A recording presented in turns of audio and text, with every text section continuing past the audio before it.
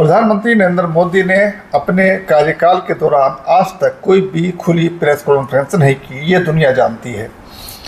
उन्होंने जब भी कोई बात की तो अपने कुछ चुनिंदा पत्रकारों को बुलाया और उनसे बात की।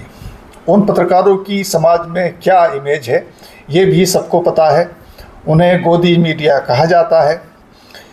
वे पत्रकार, वो एंकर और वो एंकरनिया सवाल कैसे पूछते हैं ये भी आपको पता है।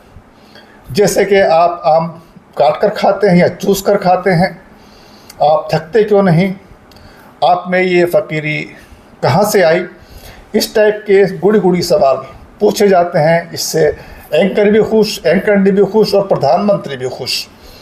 लेकिन जब प्रदेश में कोई पत्रकार सीधे सवाल कर दे प्रधानमंत्री से, तो प्रधानमंत्री का असहज होना बनता भी है और वो असहज हो भी गए। उन्होंने सवाल को नजरअंदाज करते हुए वहाँ से वो चले गए।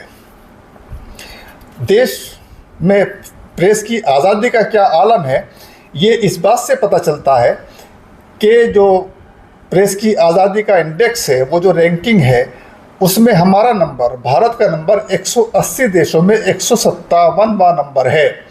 180 देशों में।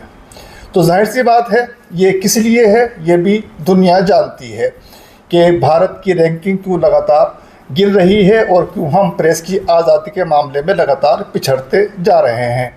वैसे भी दिखता है अखबारों में, न्यूज़ चैनल में, इधर या उधर हम जब देखते हैं तो सब कुछ एक तरफा नज़र आता है।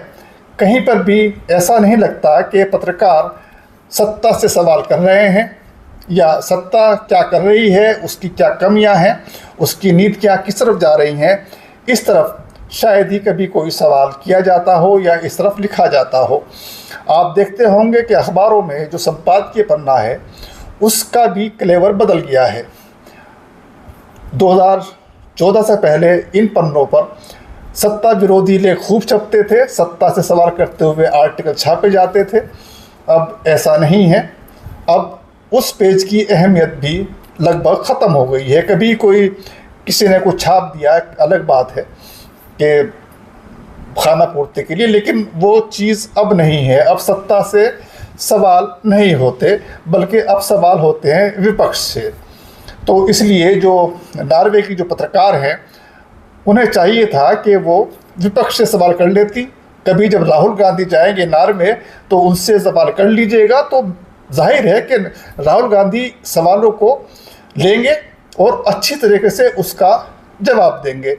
कम से कम राहुल गांधी में अच्छी बात ये तो है।